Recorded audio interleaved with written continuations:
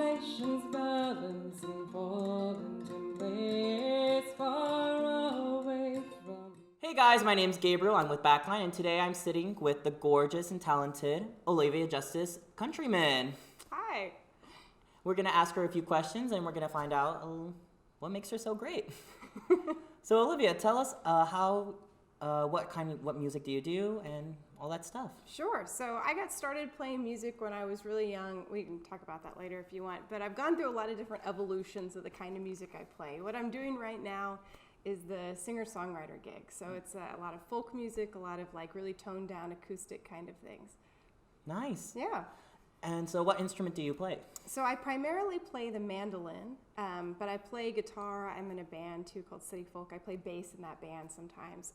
But predominantly I do those things to have something to do with my hand while I sing. That's what I've been doing for years, is singing, and so that's kind of the whole reason why I started playing instruments, was to have something to do with my hands while I was singing. And for those people who don't know what a mandolin is, can you explain what that is? Sure. So a mandolin is like a really old European style instrument that's got doubled strings on it. So it's just 4 strings. It's strung like a violin for any other music geeks out there, but each of the strings is doubled. So you can take a pick and kind of do this dee-dee-dee-dee-dee sound to it. So I'll do that when I play. But yeah, so mandolin is, it's been taken and Americanized in bluegrass music. So that's where you hear it mostly now, is in bluegrass music. So we kind of took it and made the America way with its own shape and style of playing and everything. And how did you discover that instrument, and what got you to play it? Well, I started on a guitar, because like that's what everybody plays, is you're just going to pick up a guitar because they're just ubiquitous. They're everywhere. And I was at kind of like a jam with some older friends of mine. We were kind of playing around with starting a bluegrass band, and there were 3 of us playing guitars, and nobody was doing it particularly well. So one of the guys had all these instruments, and so he just kind of told me like, oh, stop playing guitar. I want you to play my mandolin now. And just like told me, this is what you're doing now. And instantly it was like love at first sight. Like as soon as I got my hands on it, it just felt right. Like the tone, the way it sounds, what you can do with it, it was just perfect. It's like a little delicate thing. And I love it. Like a little sushi roll that's about to fall apart. Yeah, it's so like tiny little tinkling sound. So yeah. And then after that, what made you continue playing it? Oh, I got hooked, man. I was like falling in love. I couldn't stop. So music has always been a part of my life. I graduated from North Texas back in 2009 with a degree in musicology, did the whole early music program here, which has a lot of that same kind of light, delicate sounds. It's like these are all noises that were made to exist in spaces that didn't have amplification. So in small rooms with small crowds to have kind of intimate moments. It's kind of like the Sofar shows, right? So Sofar is kind of the same concept where you take it small. This kind of music, acoustic music and early music, all kind of exist in that same space. And so it's kind of the continuation for me. So I don't foresee myself ever stopping. Forever and ever on that instrument. Yes, forever. And what did you do after you graduated in 2009? Well, I mean, it was the height of the recession. I had a music degree, so I hustled. I hustled in a lot of different jobs, but I actually worked at North Texas for a long time. Oh, nice. Yeah, so I worked actually in the chemistry department. So, and then was working there when I got the bug to go to law school, and that's where I am now. And you were still doing music in between all of this as well? Oh, yeah. I go to classes and then hit up a gig on the way home, so. Well, do you remember your first gig? Oh, yeah. I remember my first gig. It was with that bluegrass band with like the older guys. And so we got invited to play at the Mountain Springs Fall Hootenanny, which just on its face is probably the most country gig you're ever going to get in your life. It's even called a Hootenanny. And it's a fundraiser for the volunteer fire department in Mountain Springs, which is just a little north of Denton, believe it or not. And literally, we go up on stage. I'm shaking so bad, I drop my pick inside the sound hole for the mandolin. So they're literally announcing us. My bass player's over there like this with my mandolin, trying to get my one pick, because I just brought one pick to a gig to come out of it in time. Anyway, it was a hot mess, but we had a lot of fun. And luckily, they invited us back next year. We were much better. Nice. When was that? That was in 2011. Nice. Yeah, so I've been doing this kind of music for a while now. Good. Yeah. And so far, and you've done all these also festivals. You perform in Denton as well. Oh yeah, so I've done the Arts and Jazz Festival for a lot of years running now, both as a solo artist and then also when I was playing with my bluegrass band Texas Sky. I'm in a folk rock band called City Folk right now. So I played house shows. I've played almost every single restaurant gig that you can have in Denton. Just like set up on the square and played shows. Like everything you can do as a local indie musician in Denton, I think I've done it. And how has Denton shaped where your music's grown? Denton is very known for its music scene, as you know. And there's so much different types of music happening all around you. How did that shape you as an artist? Oh, it totally grew me. I feel like Denton is an incubator for people who want to learn how to be independent musicians and to create their own thing. So I graduated from here, and I was very much into the classical music scene. Got started playing guitar because I just thought it was fun.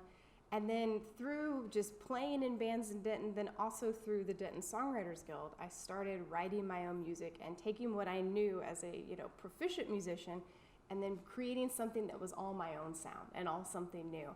And it would probably have never happened if it wasn't for the music culture in Denton, for organizations like the Songwriters Guild. Like DentonRadio.com gave me a lot of my first gigs to get me out into the public. Just the support systems that are here. And then the fact that so many people in Denton actually want to go see live music. Like they care about it. They want to hear you when they're having their dinner. That is something that I think we take for granted sometimes here. It's not that way. So I've had some gigs in Dallas and some gigs in Fort Worth, and Denton's kind of special in that regard. Like the people here really expect to see good music when they go out. They really do. Yeah, we get used to it, right? Mm-hmm. And so what artists, artists that have helped influence your writing or your music itself? Yeah. I couldn't go away without mentioning my boy Tim O'Brien, which he's like a boomer folk musician. I actually had a chance to meet him, and it's a good story. But essentially, I figured out that in a fight or flight situation, I completely freeze up and like want to fly and run away. I met him, totally froze up, acted like an idiot, almost knocked over a table, just like fumbling over myself. Anyway, so Tim O'Brien, for sure, his style of music, and I'm really into Joan Shelley right now. She's if you want to talk about like delicate, soft music, she is that personified. She's up for a Grammy this year, which is really exciting. Nice. Yeah. Congrats to her. Yeah. And so what are you going to do now? What are you doing now currently? Oh my goodness. What's coming up? I'm just trying to write again. So songwriting, I think any creative process, you have ebbs and flows. So sometimes I'll have periods where I'm just like writing a song a week or something just like flows out and there it is on the page and I like it and it's creative. And the past, I think probably a year and a half since I put out my album, my EP, last year. Congrats on that. Thank you. It was a lot of fun. What was it called again? It's called Between Two Mountains. Nice. So it's kind of this moment in my life where I was about to step away from everything I had done before and enter into going to law school and a whole new chapter of my life. And it was like in between two hard things. That what I had done before was challenging and I was about to do something that was also challenging. So they're all songs about transition and change. But I hadn't really written anything since then. Like I literally, maybe I do a little bit of this or I do a little of that, and I just didn't like any of it, and I didn't want to play any of it. I certainly didn't want to show anybody else. It's just like, oh, this is trash. Like put it in the trash bin. But I'm starting to write again, and that's kind of exciting. I have a new one tonight, actually. Oh, so, nice. Yeah. And what's the songwriting process for you like? So for me, it's like things come in pieces. So I'll get like a little melody idea, and then I'll grab my phone really quick, and I'll like record it into my voice memo. And like, okay, remember this.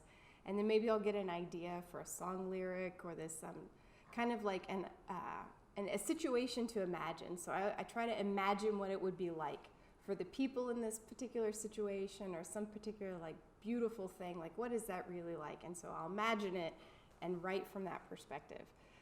And sometimes those two things come together where I can like go back and look at my notes or listen to something and go, oh yeah, those two ideas seem to fit.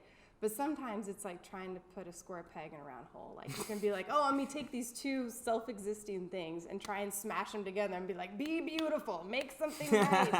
It doesn't always work. So sometimes that process alone, like one will give way to something that's more natural or more authentic in that moment.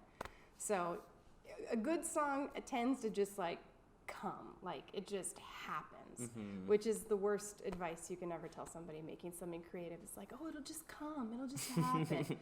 But you definitely have to I have to put myself in the mindset of being like, okay, at 3:00 this afternoon, I'm going to sit down and I'm going to try and write something. And then things will start, wheels get greased and something will come. And then once you're done writing a song and playing it out, where do you normally record it? I don't really record a whole lot, which I guess maybe I should, but I don't. So I recorded my album here at Cafe Solo Studios here in town, which was an awesome experience. But I haven't really recorded anything else. I've done a couple of just I'm sitting in my backyard YouTube things, but not a whole lot from there. And it's nice that you bring up YouTube because as a small artist, you do use streaming platforms. Yeah. So talk about the importance of streaming right now. Well, I mean, essentially, if you want to be, it's like the calling card for being a musician. If you don't have something on Spotify or on iTunes or really a pretty robust YouTube channel, it's almost impossible to let anyone know your music. And the good side of that is that anybody can get their music out there, but the bad side of it means that anybody can get their music out there. And so the internet is just flush, right? I mean, you can go on there and listen to 1,000 new artists every day because there's just new things constantly. So it's hard to differentiate yourself when you put yourself on those platforms. I think that's where live performance comes in, that's where you get your name out there. That's where you put your face and your music and you get out there. But then people who see you and like you, they try and go check up on your presence online. And so you kind of have to have the one with the other. You have to have the face out there in the public, at least in acoustic music. You have to have the face out there, and then also, I think, a little bit of an online presence to back it up. So, and for me, it was also I made this thing. It's beautiful. Please see it. I want you to see it and enjoy it. So, that's what I do. Okay. Now that we have a breaking point, I'll just have you fix your hair real quick. Oh. No, it's not bad. It was just kind of all, become a little scarf. Oh. You know what I mean? It's not We'll do like this. That's a good... Okay. Okay, you guys can continue. Do you need any more questions? Do you have any... Do you want to ask about what platforms she uses? Oh, yeah. Okay, bye.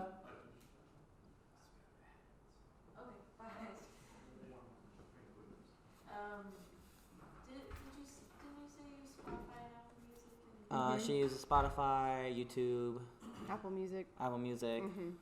Yeah, but I could talk about the logistics of how you get stuff on there, but I don't know if talking about digital distribution services is good TV. I think if you want to talk about anything, you should talk about anything you want. Because all the content we can get, we'll take. Okay. Okay. I was gonna say how would you juggle your obligations with law school and Oh. music? Stress, lots of stress. Alright, so finish up streaming. Distribution and juggling life and music. Yeah. And then I think Yeah. we can go into The playing? comments. Good. That sounds good. Okay. Clap. Oh. Backline season 3, take 3. Oh, 2. Just go. And so how does it all work on streaming? Okay, so for streaming, it was part and parcel for me with getting my CD actually produced. And so I wanted to make something that was tangible. I really loved the artists and the artwork that I had with the CD. So I wanted something that people could hold. I wanted something I could hold. So I had a CD production company make that, and then also paid for online digital distribution. And that was the fast, easy route. I uploaded my mastered MP3s, and they just put it out there into the world, and that's it. They also take a pretty big cut off of it. So it's well, you're not doing this for money, you're doing it for exposure, which is the bad line for musicians, but it's the way it is for that. But I think the biggest thing is if you want to talk about being a good musician and good business person musician, and we were talking about Dolly Parton before and how she is the queen of being a woman in the music business. And I think there's this disconnect with thinking this creative thing is not also a work endeavor. To get out there to book gigs, it takes work. You've got to hustle, you've got to talk to people, you've got to follow up when you talk to people. It's like marketing yourself. And then being able to follow through and continue with that work side of it. I think a lot of times we think, oh, I'm doing something that I love, so therefore it's never going to feel like work. And no, a lot of times it feels like work. A lot of times you're really having to build those connections and market yourself out there. I think that's one of the big things that makes a difference between people who make it and people who don't, is the amount of actual outside work you're willing to put into it. So, and then of course, having something people like to hear. Yeah. Yeah. And you said putting in all that work, and again, you're in law school, so Yeah. how do you even balance all of this? Well, this is like my playtime. Like, playing music for me is a big catharsis. So yeah, I'm working, I'm studying, I'm working really hard, I'm doing internships. But then the times that I get to have in the week where I either play with my band guys or come and play music for you, or out in the world, or just like go to a party and it's a jam party, like that to me is the rest time. Like, I don't need to watch TV, I don't need to go do the spa day or anything. Like, that's where I get rejuvenated. So, but yeah, it's busy. So scheduling. Scheduling that 3 o'clock to write a song. That's right. You've got to like make time for these things. Well. Yeah. I don't know, I'm trying to think of anything else that's fabulous about my music process that's not just the music. Well, then I guess we might as well just hear it now. Okay, great.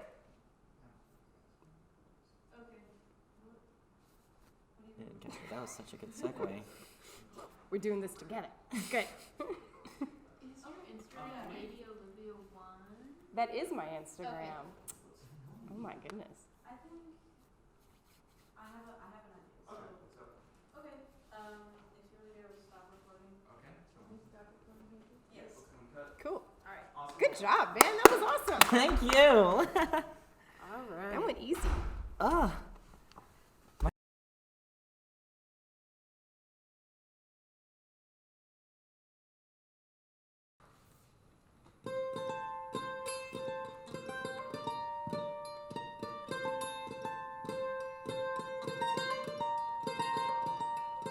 I've seen the valleys open wide and stars fall side to side. The mountains make it always clear. We'll find ourselves standing here. Relations balance and fall into place, far away from our city pace. The two of us are oh so plain. I see you now clear as day. So come away with me into the trees. Be who we used to be. Somehow live in the beauty. Let's be the old you and me. And I've seen the river rushing past, every collision's happened fast. Follow the path, ignore the signs, hand in hand through the pines. So come away with me into the trees. Be who we used to be.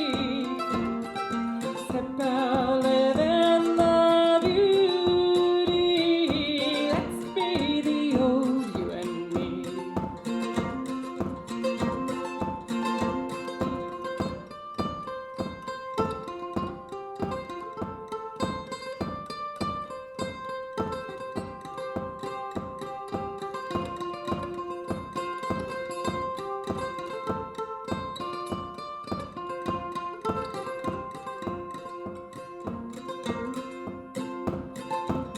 We'll drive back home together soon in one car to separate rooms.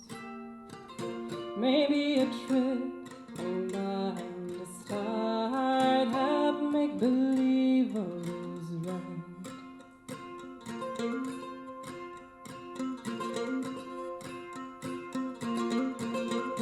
So come away with me into the trees.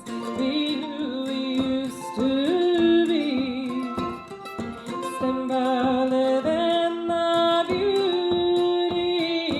Let's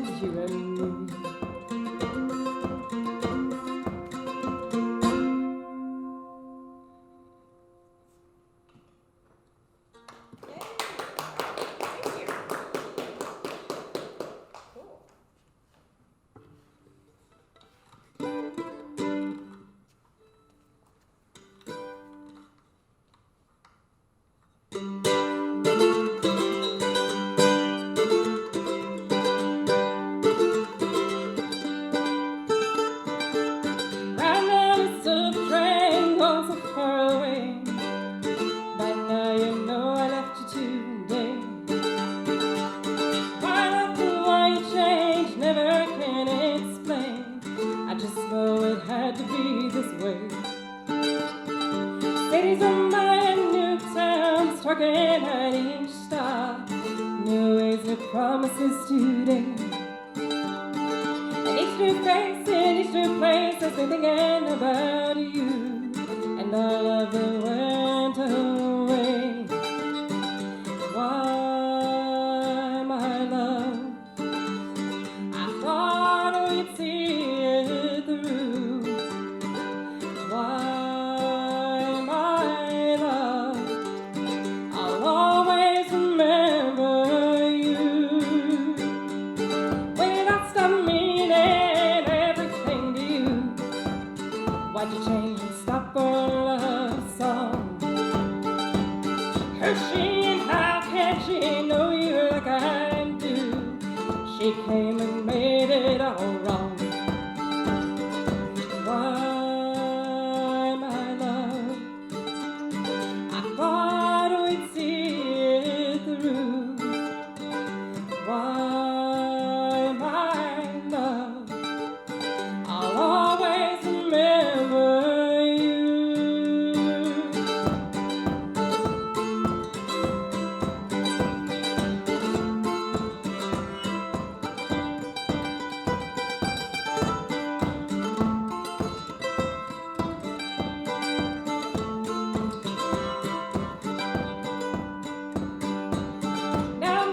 Now things will never be the same. Lost who I was when I loved you. Don't know who I am or who I wanna be.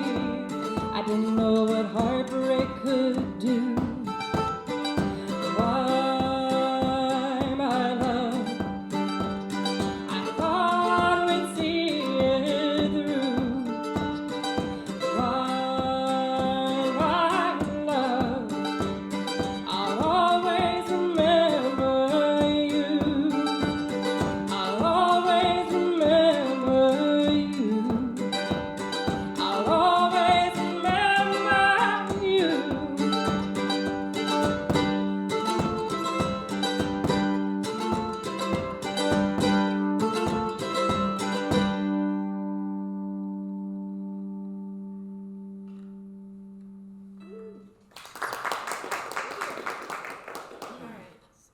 If you want to take a break, we'll move like the cameras around and stuff.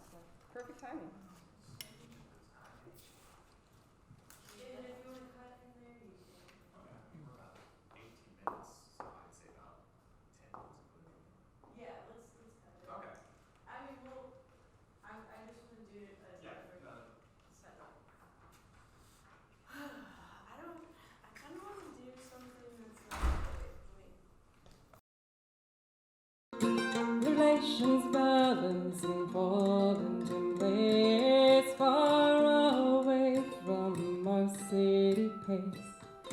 The two of us are oh so plain.